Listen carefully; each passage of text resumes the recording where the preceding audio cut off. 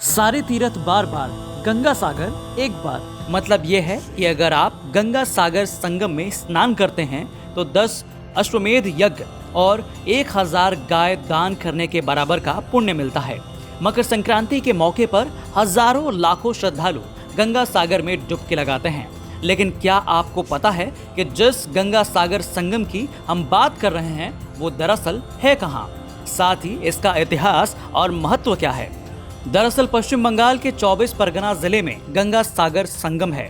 हिंदू धर्म ग्रंथों में इसकी चर्चा मोक्षधाम के तौर पर होती है। ऐसा कहा जाता है कि भगवान विष्णु का रूप कहे जाने वाले ऋषि कपिल मुनि आश्रम में तप कर रहे थे। इस दौरान राजा सगर ने अश्वमेध यज्ञ किया। उन्होंने यज्ञ के अश्व को आजाद छोड़ दिया और उनके साथ अपने 60,000 पुत्रों को भेज दिया। लेकिन अचानक वो अश्व गायब हो गए और वो अश्व ऋषि कपिल मुनि के आश्रम में मिले। ये देख राजा सगर के बेटों ने ऋषि मुनि को अपशब्द कहना शुरू कर दिया, जिससे नाराज होकर कपिल मुनि ने राजा के सभी पुत्रों को भस्म कर दिया। सभी पुत्रों की भस्म वहीं रखी रही। कई सालों के बाद राजा सगर के पौत्र राजा भागीरथ कपिल मुनि से माफी मांगने पहुंचे और उनकी सेवा की। उनकी सेवा से खुश होकर कपिल मुनि ने राजा को आशीर्वाद दिया और बताया कि गंगा जल से ही इन 60,000 पुत्रों को मोक्ष मिलेगा। जिसके बाद राजा भागीरथ ने कड़ी तपस्या की और मां गंगा मकर संक्रांति वाले दिन पृथ्वी पर प्रकट हुई और कपिल मुनि के आश्रम के बाहर सागर में आकर मिल गई।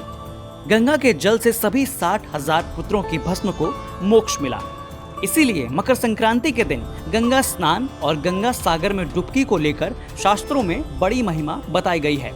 इसके महत्व के बारे में हमें बीएचयू के संस्कृत विद्या धर्म विज्ञान संकाय के प्रोफेसर माधव जनार्दन रटाटे ने भी जानकारी दी। सुनिए।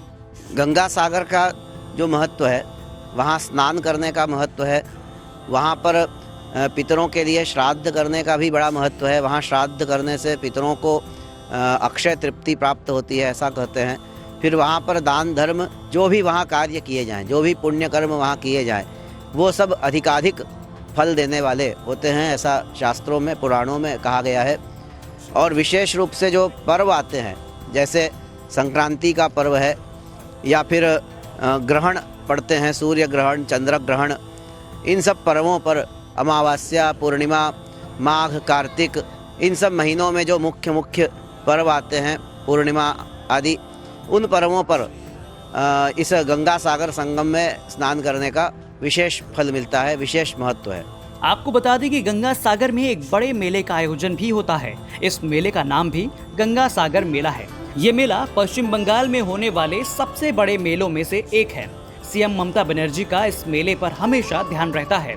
इस बार भी मेला लगा तो है, लेकिन कोविड की गाइडलाइंस का पूरा ध्यान रखा जा रहा है। टेस्ट के बाद ही गंगा सागर में स्नान करने को मिल रहा है। यहाँ का स्नान सबसे बड़ा स्नान कहा जाता है। तो कैसी लगी आपको हमारी ये रिपोर्ट? कमेंट बॉक्स में जरूर बताएं और इस तरह की धार्मिक और रोचक जानकारियों के लिए जुड़े रहें आज तक के साथ।